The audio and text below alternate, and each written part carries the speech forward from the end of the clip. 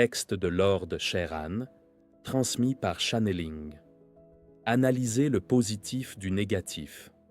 Mes chers frères et sœurs de Gaïa, je suis emprunt à un gros dilemme en rapport avec votre éducation qui me semble toute relative et sans imagination aucune. Ce qui amène des enfants à l'école en direction d'échecs scolaires, comme vous dites, sans la moindre chance de percevoir ce pourquoi ils sont faits chacun d'eux. Je continue à penser que vous devriez dès le plus jeune âge observer votre enfant. Il sait ce pourquoi il est fait, ce pourquoi il est destiné. À partir de là, vous savez aussi les disciplines dans lesquelles il excellera et vous pourrez l'encourager. Chaque personne est unique et ne peut coller à un système qui convient à peu d'entre vous. Au lieu de ça, vous faites sentir à vos enfants qu'ils ont échoué et qu'ils ne sont pas compatibles à la vie sur Gaïa, qu'ils sont en trop et qu'ils ne correspondent pas au schéma tout-terrien alors que personne ne conviendrait, pas même nous. Quel est le message que vous laissez à votre progéniture? Quel souvenir lui laissez-vous? Quelle image donnez-vous de vous et de lui? Au lieu de le diriger vers ce pourquoi il doit exceller, vous l'envoyez à l'opposé, comme pour dire que ce qu'il est ne vous convient pas, comme pour lui signifier qu'il n'est pas l'image exacte de ce que vous vous faisiez de votre fils ou fille, comme pour lui dire qu'il se trompe, qu'il n'a rien compris, que ce qu'il est n'est pas bon pour lui, mais qu'il est nocif de poursuivre sa voie. Vous rendez-vous compte des plaies de l'âme infligées? Parlons des enfants soi-disant en retard. En retard par rapport à quoi? Par rapport à qui? Retard de quoi? N'est-il pas nécessaire d'avoir son propre rythme? Eux aussi fonctionnent de la même manière que tous les autres enfants.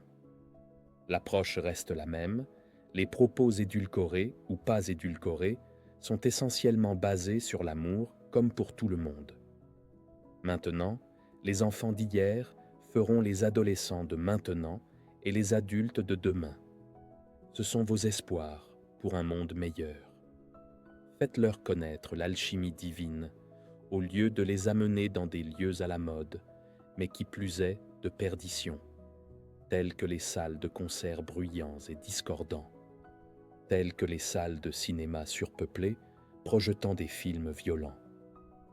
Toute cette discordance fait baisser les vibrations des petits et grands, sans compter les messages subliminaux glissés à votre insu que vous enregistrez malgré vous. Pourquoi ne pas retourner à la nature? Au naturel? À l'harmonie? Veillez à ce que votre enfant ait des loisirs choisis par lui et vous. Analysez le positif du négatif. Je fais allusion aux programmes télévisés. Je me rends compte que vos enfants sont de plus en plus confrontés, de plus en plus jeunes aux soucis de la mode, du marketing, de l'image, alors qu'ils pourraient voyager léger avec un minimum de bagages. Vous leur donnez une image de la vie conflictuelle pour plus tard, lorsqu'ils seront adultes. Vous leur offrez de fausses valeurs dont ils auront du mal à se défaire.